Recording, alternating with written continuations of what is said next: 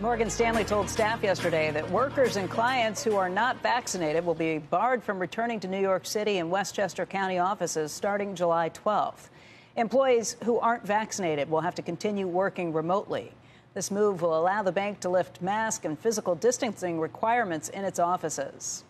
Joining us right now is Tom Gimbel. He is the founder and CEO of staffing firm LaSalle Network. And Tom, let's start talking about that very story, because you see these companies that are hesitant to require vaccines, and now there are a few that are kind of coming forward and saying you can only come to work if you're vaccinated. I keep trying to figure out if that's a reward or a punishment for those who get vaccinated.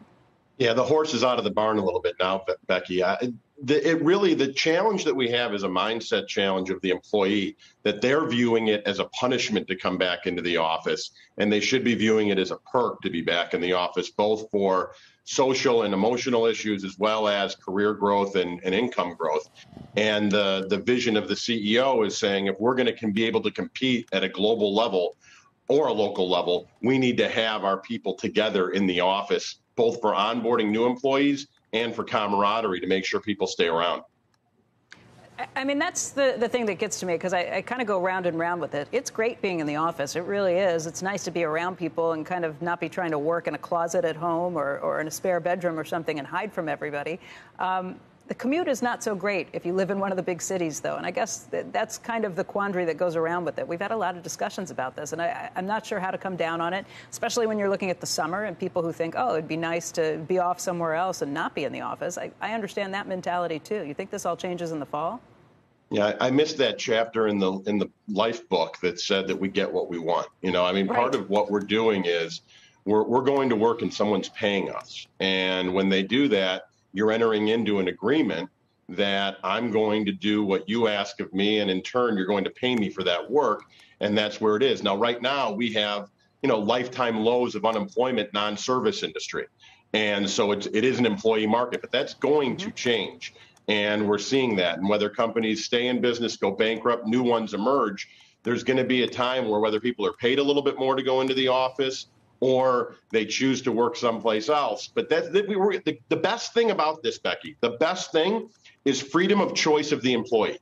If you don't like what your company's doing, you can leave and go work for another company. This is what makes you guys were talking earlier about competitive advantage versus Amazon, and that's on a technology issue, but this is on a social issue.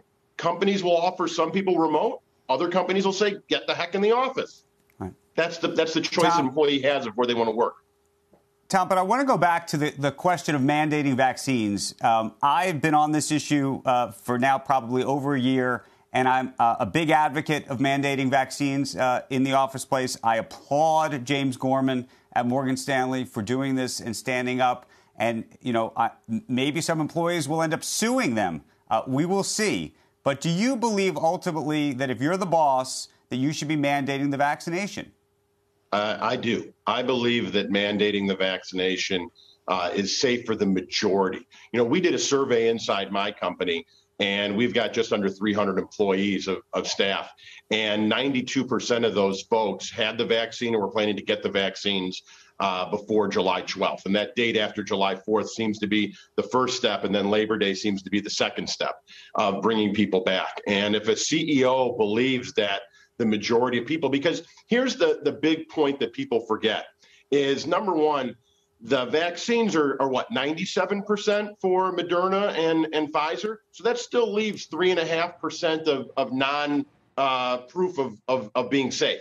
Number two is that children under the age of 16 haven't gotten the vaccine yet. So you've got a lot of employees who have kids who, if they get it and can carry it back to their kids, that's a problem. And so if the majority of citizens are going to have the vaccine, they shouldn't be hurt when they're the reason things are opening up again. Shepard Smith here. Thanks for watching CNBC on YouTube.